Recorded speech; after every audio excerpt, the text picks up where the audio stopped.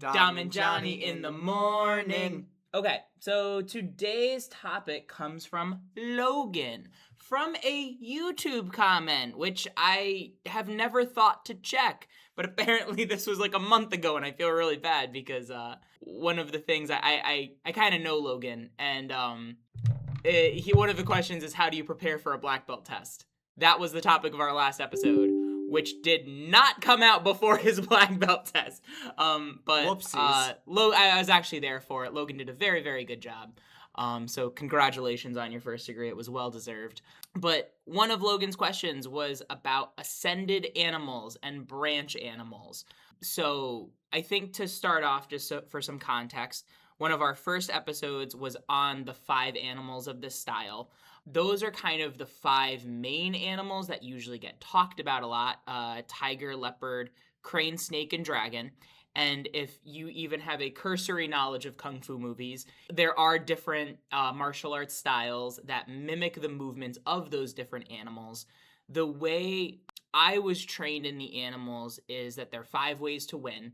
So there is different physicality that each of them emphasize. So crane is all about bone alignment and shape. So rather than trying to outmuscle an opponent using a superior alignment, a lot of times you're able to be stronger than the attack while also not expending as much energy. Whereas tiger is a lot more about bone and connective tissue strength to be able to seize and really be able to disrupt someone with a direct, overwhelming strategy. And then the other side of this is that each of those animals also has life integration lessons. So, for example, to do the tiger crane thing, especially when I'm speaking to middle or high schoolers, anytime they have to give a group presentation and they have to speak up in front of a bunch of people, that's a pretty frightening thing. So learning how to literally shape your voice to be powerful enough to be heard is a really valuable skill. But, we all have those friends that don't shut up and they only talk, and they can kind of be frustrating to have a conversation with. Are you talking about me? Well, I'm actually talking about me, but so, learning how to balance that confidence with the ability to listen and kind of be quiet, that's one of the skills of the crane. But of course, I'm sure we've also had those friends. You can tell something's off, but you can't get them to tell you why. So the animals not only serve as having lessons, but they also balance out our natural tendencies so we can be our best selves. The reason a lot of times we don't talk about the other animals that are in the style is because they're usually far more specific. So whereas, tiger and crane tend to be general lessons that can be used a lot of the time, I think that they also have an unusually easy time of dipping into what we call the shadow side of an animal. So I'm just going to tease it. I don't want to get into it too much because I have another direction I want to take this first. But for example, when we talk about the monkey, monkey is a mischief maker. It's very playful and it's adaptable. There are a lot of awesome fighting elements. And it can easily go from being lighthearted to being dishonorable. So it's kind of like, you're playing dodgeball with your friends and you get someone out. There's a fine line between teasing and taunting them. Or even, they're going out and you whip a dodgeball while they're going out to be like, get out, loser, right? So that's why a lot of times there is a use for the monkey of sometimes being lighthearted in a conversation. It can just so easily dip into something that's destructive rather than productive. I think there are life integration lessons from some of the animals we'll talk about today. But one of the terms that Logan had mentioned was about the ascended animals, which is something I know very, very little about, but I know you've had some conversations. So I'm going to pass it over to you. Can you discuss what the ascended animals are a little bit? Okay, I actually didn't know we were going to talk about the ascended animals. That's where my knowledge is not the best. I know leopard, the ascended animal would be snow leopard. Crane, the ascended would be Tibetan crane. Dragon is the golden immortal dragon. Let's see, tiger has a couple ascended forms, but typically we think of white tiger as its Mm. ascended form. Did I miss one? Snake? Snake. Does snake have one? I think so, and I just forgot it. I don't hear the ascended forms that often because I Yeah. think it's something that's not really taught under mastery. To be honest, until you mentioned them, like I had never heard the term.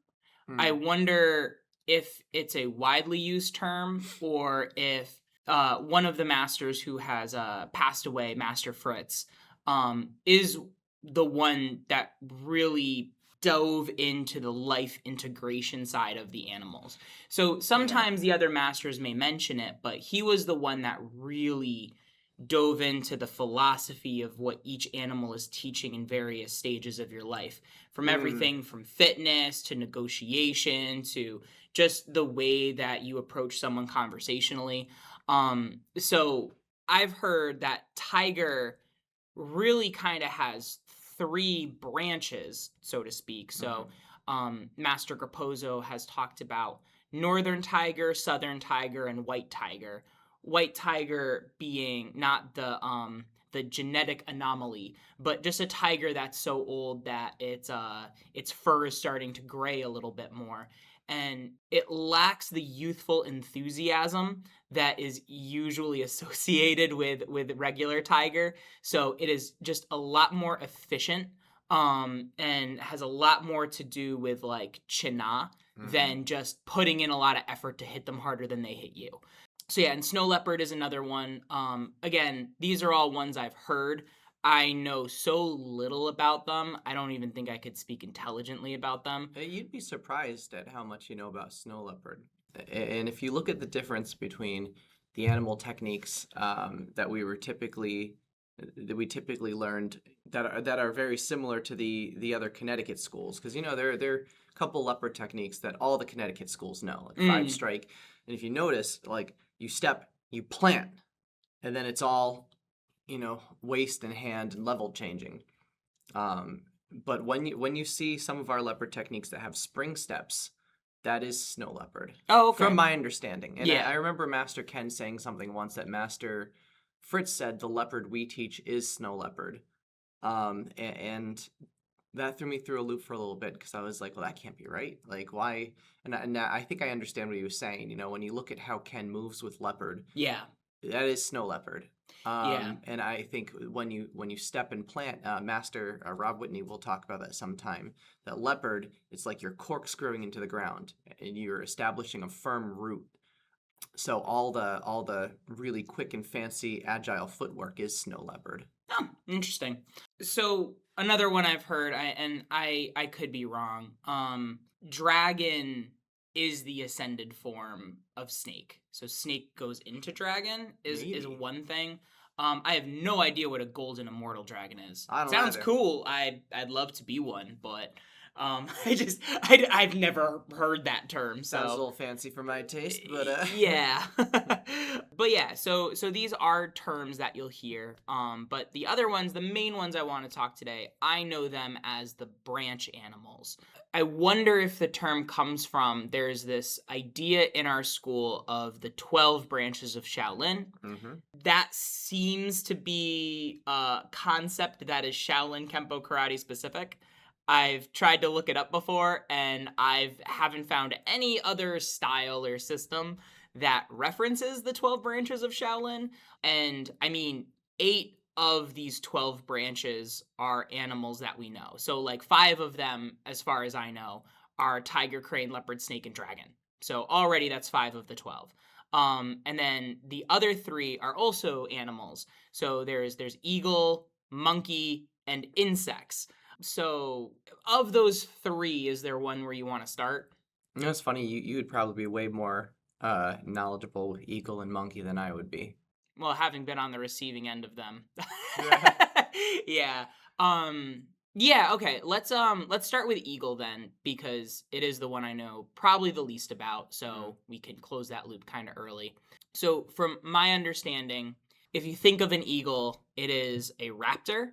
So, whereas cranes are a big bird that with a focus on alignment, Crane also tends to be a little bit more of a defensive animal. Whereas if you think about an eagle launching down at its prey, it still has that kind of bird's eye view of a situation, but at any moment it can dive down like a missile and just crush the target with pinpoint accuracy. Mm-hmm. So in a lot of ways, eagle a lot of times will feel like a fusion of snake and crane with some leopard footwork in order to get in.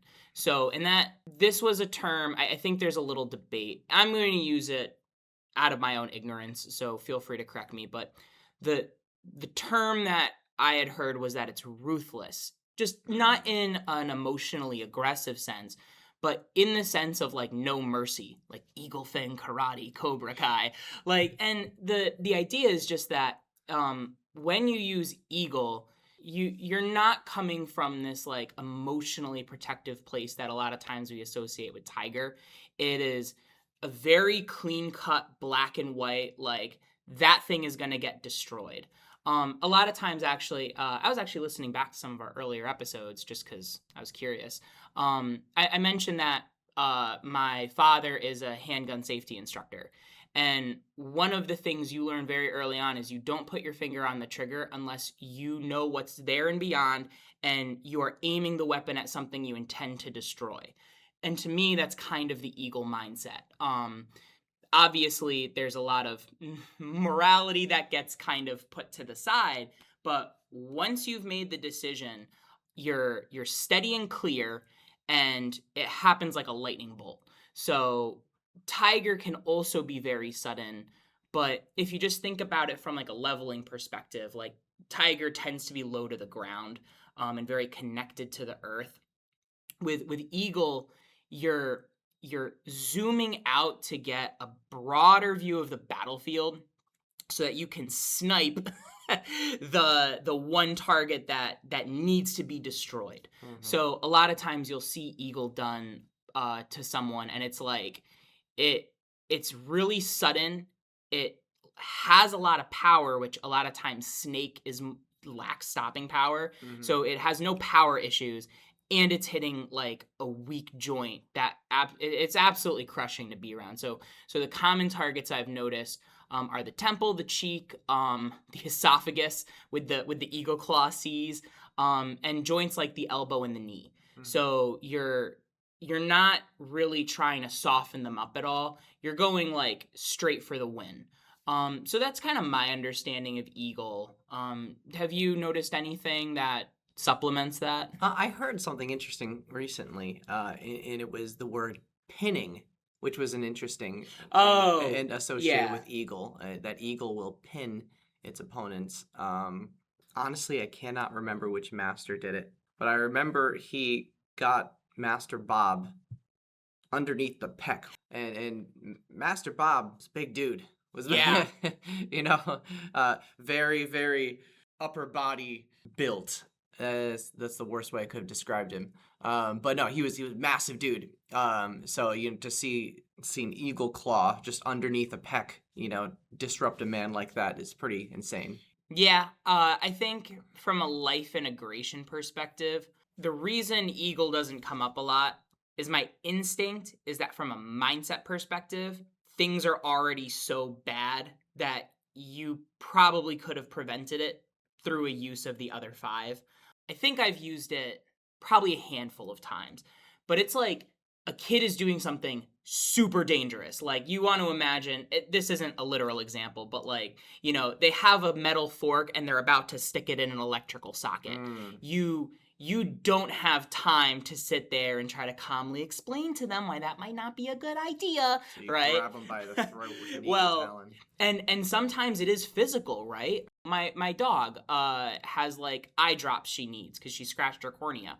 Like I have to literally pin her down, even though like I can't explain things, right? You just have to pin them down so that way Julia can put her little eye drops in. Mm-hmm. So you do see it sometimes, and it's not an emotional, it can be an emotional thing. That's where I think it starts to dip into tiger. Yeah. But there are times where it's like, especially if you're in a mindset where it's them or me, now you're kind of more into eagle, which I think is interesting because that segues us, I think, into monkey. So monkey, I feel like I know a little more about, and I could be wrong, but as a style, monkey is super loose and relaxed, including mentally. So the way that Ken described it once is when you know you're not gonna make it out, how many can you take with you? So, and there's a kind of calm that comes with that, where you've resigned yourself to a certain situation. There's a slow smirk in the corner of your mouth. Right. And you've sent a Jesse Enkamp video of a monkey master who described it as the animal of war. I tend to think of monkey a little lighter than that. I think that that is definitely a dark side of it that I don't want to dismiss, and I don't think it's the only side of it. I think monkey is just when you're playing and you're trying things out. A few episodes ago, you talked about Jeff Chan trying this weird kicking thing in sparring, and the fact that he was experimenting, and he got it to work maybe 10% of the time, but it was new. To me, there's a little bit of monkey in there, where you're not, like, leopard feels like playfulness with intention. Monkey feels like playfulness for the sake of playfulness, which I think can be very healthy sometimes. I think that there are times in our lives where, we don't need to pursue a goal. We just need to just hang out a little and have fun. And sometimes that's its own reward. So, do you have anything on monkey? No, I mean, you pretty much summed it up. I mean, yeah. Loose wrists, especially. Like, you get those, on the physical side, you get those cuffing motions, and that kind of leads to the monkey's hooking hand. And monkey also, can hit without root, something that normally you think of only snake being able to do, though I believe eagle can too. So you have, a couple animals that, don't need the ground to be effective, and monkey's got all that mass, and everything's just kind of whipping around. The best way, feel like the younger listeners are not going to understand this reference. But there's a movie called Ace Ventura: When Nature Calls, and he gets shot with many blow darts, and it makes his arms completely numb, and he's just turning, and his arms are just whipping. Is it the first one or the second one? The second one. Oh my god, I love the second one. Yeah, but his arms are just completely limp, and every time he turns, they're just swinging. Yeah, and it's funny, but that's kind of monkey, and it's the arms hit so strong. Yeah, they're heavy. Because there's nothing holding them back. No muscle holding them back. It's just bam. A way to describe it would be like if you have like a wet towel, like just like a soaked towel, and you can whip it around, and it just kind of like wraps around whatever you hit with. But it's heavy because it's like filled with all that water. That's kind of what monkey feels like. And the other thing with monkey, it's unpredictable because it isn't really thinking. So it's not like it's plotting things out. It's just going with the flow. It's just doing stuff, which can make it frustrating to defend against. And on the other side, especially when the opponent is a master, sometimes unpredictability breeds its own predictability. This is going to be a far out reference, but there's an anime called Samurai Champloo. And throughout the series, one of the characters' name is Mugen, and he's basically a breakdancing fighter, which is pretty cool. But because of that, a lot of the traditional samurai that he fights against have no idea what to do with him, because they're expecting their kind of disciplined style, and all of a sudden he's like throwing bags of trash at them, and like spinning on the ground and stuff, and using his sandal as an object to block a sword strike. And it's just, no one knows what to do with him until the finale. He goes to fight against a master, and he just kind of like, the master's kind of like dips out of the way a little bit and then smacks him. And it's like, Mugen is a great example of a character that uses a monkey-like style. And also the antidote to the monkey is the dragon. Oftentimes we've talked about how the animals kind of pair. So like we started with, tiger and crane tend to be a good pair. Leopard and snake are another flip sides of the same coin. One of the things I've been exploring, and I really like it, is that dragon and monkey make a good pair. There's some mythological example of this, like in the Chinese zodiac. I guess the monkey is the only animal that can perplex the dragon. When we talk about dragon's life integration part, Dragon is really about finding purpose and meaning to be able to direct your practice of the other four animals. I think there's a lot of joy that can come from that, but we've both met people that are experts in their field, and there's kind of this heavy weight that like they are willing to suffer for their greater purpose. And I think the monkey does a good job of just being a friend for the dragon to remind them that they're human too. Monkey is the animal that's closest to being human, like just physically. And I think that monkey does a good job of just reminding the dragon when they get brooding to that life is more than purpose. And on the flip side, sometimes the monkey can get a little out of hand, and I think that the dragon does a good job of disciplining a little bit of action so that way the monkey doesn't wallow in purposelessness.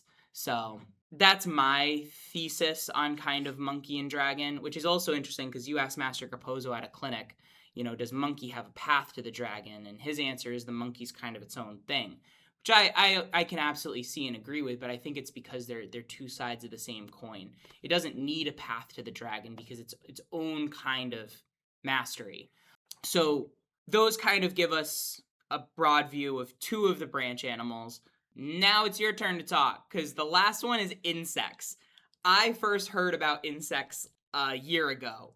I know mantis is a Shaolin art because of like Kung Fu Panda and stuff, but like when I heard that there is a branch animal that's just called insects, I have no idea what to do with that.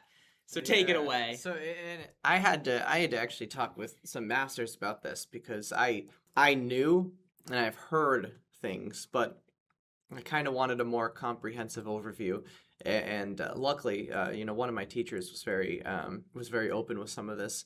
But essentially, insects encompasses mantis, scorpion, which is an arachnid, but mantis, scorpion, and centipede. And I guess the interesting thing, so I got a lot of information on them, but I guess the big takeaway is that with all the other animals, we are essentially trying to become the animals. Insect is different. We are not trying to become the insect. We are actually learning insect because one, there are some useful things, but two, because we want to squash the insect. So we're learning insect so we can squash it. Which is interesting because another master, the quote was, Master Villari doesn't do bugs. Hilarious. But now that I've kind of gotten some more information, it kind of makes sense. It's not that he doesn't train them. It's just he doesn't do them. You learn them so you learn how to deal with them.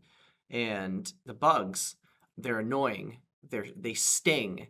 I was just stung by a yellow jacket yesterday. It was annoying. Awful. Was it annoying? Yeah. Well, and I tend to take pain pretty well, but this was like, ah! Yeah. Julia, get a paper towel. Yeah, they're mean. And that's it. They're annoying, they sting, they bite. And essentially it's important to understand them so that you can be good at dealing with them. But when Master Villari did do them, he commonly mixed the three of them. So he wouldn't do centipede. He wouldn't do scorpion, or he wouldn't do mantis, but he would have a combination of them. And he also, from what I've heard, was known to mix them with things like eagle. So that way, it was more applicable, when it was supplementing something than when it was by itself. So he doesn't do insect because he doesn't want you to become like the insect, essentially annoying and doing little quick stinging motions. Right. But there's useful stuff in there which can supplement the other animals, and you learn how to defend against something that's annoying and incessant. Yeah, are there like specific physical motions that like I've seen some of them. Talks about? Yeah, and I think you've seen some of them too. Dotting is technically scorpion. Okay. So yeah, when you see people, if anyone out there doesn't know what dotting is, it's like using a tiger fang and like hitting a point on the neck really hard. It doesn't sound like it hurts, but it does. And then centipede has these, they almost look like leopard paws, but instead of striking with the knuckles, it's kind of striking with the palm and then clawing with the fingers as it comes back. Oh, weird. Yeah. Yeah. Yeah. And he had my teacher had told me that if you're good at leopard, he said centipede can be a really good supplement. Just because you have to be really quick. And then mantis is kind of like crane and snake. You know, it's got a suppleness and it hits with pinpoint accuracy and speed, but it also has structure, but it will grapple with that structure. And so it's, I think of the three, mantis is, I think, the most intriguing. But they will teach it sometimes, you know, if you get the right master and they're in the right mood. And I'm pretty sure there's a YouTube video of Master Valari teaching some of the scorpion strikes. So, you know, if you're curious, you can watch him poke a guy in the ear a few times. Yeah. And it is, my instinct is that it also requires a good deal of conditioning. Like, I've had some masters talk about how Master Valari could, there are a lot of things he could break, like board breaking, with like a fingertip or a few fingertips. I watched Ken live take a wooden board and just use the fingertips of a tiger claw to break through it. I was there. That was cool. Yeah. And you could see the little welts on the board afterward of where it kind of punched in. So I feel like part of letting those insect strikes work is you have to do a lot of conditioning to just get your hand formed correctly, and then just working the precision to be able to actually have them transfer power correctly. Yeah, absolutely. Yeah, that makes and you know it's cool. Like we always think about it with the finger, but in Shodan Kwa, I was working with Master Rob, and he was talking about how after you do your double jumping front kick into side kick, block, leopard's paw, thrust punch. Yeah. When you turn around and you do that section where we would typically do a collarbone and groin or collarbone and shin. Yeah.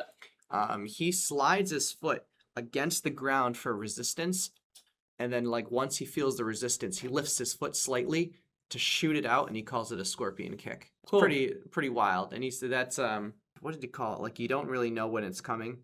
I'm actually going to use his quote because I think this is a really good way to put it together. So, mantis hooks, clubs, traps, and drives forward. It's patient, but once it enters, it's aggressive. Scorpion stings. It uses sharp finger attacks, point attacks, hidden angles, and sudden penetration. Centipede is fast, ripping, tearing, and annoying. More like many small attacks coming in and out. So that was like that was a quote from one of my teachers, and essentially, it teaches how small disruptive attacks can occupy your attention. So it's like I was saying, being annoying, aggressive, stinging, but you don't want that to be your system. It's not going to be, you know, one of the pillars of Shaolin Kempo Karate. All I can think of is in like a corporate environment, the person who's like, as per my last email, like, you know, where it's like a little passive aggressive and it's annoying and it like gets under your skin, but it's nothing that's so big you can point to it to be like, Karen, like it's just like it. So I think it's interesting to add, just from a thought experiment, adding that kind of behavior to the canon, just because sometimes you identify behaviors you want, sometimes you identify behaviors you want to avoid. So making sure that you're not being the insect that's buzzing around unnecessarily, you know. Or sometimes it is good. Yeah. You know what? This is now bringing me back to another lesson I had with the same teacher when he said, you know, you have someone who can hold their own, and he wanted to encourage them to throw a punch off the backhand. So what he was doing was, when I had my guard up, he was just slapping my front hand, and it was annoying, but it made me want to hit him with my backhand. Yeah. Because I couldn't reach him with my front hand. Yeah. So, and, you know, I could be patient, but my patience, you know, it goes away quickly when, and you're like, that stung. You know, yeah. Okay, that's getting annoying. And then all of a sudden you get mad. So I could see where insect could be there as like I need to get him to move. Yep. So I'm going to be annoying. I think, just to wrap it up a little bit, the branch animals, I think you can apply that thing you said about insects to almost all of them, which is we don't talk about them as much because they're supplements to the art rather than fleshed out enough to be systems within themselves. So tiger has not just tiger, but like I said, there's southern, northern, and white tiger. Please don't ask me to do episodes on those because I just don't know enough. But my point is that, like, something like eagle supplement, or you said with insects and leopard, they can supplement your understanding of the other animals, which then you can fold into the life integration paths. But the reason we don't talk about them as much is just because they're very, very difficult. They're very few people know a lot about them. And just from the life integration side of it, which tends to be our focus, the lessons just aren't as direct as some of the others. Mm-hmm. Dom and Johnny in the morning.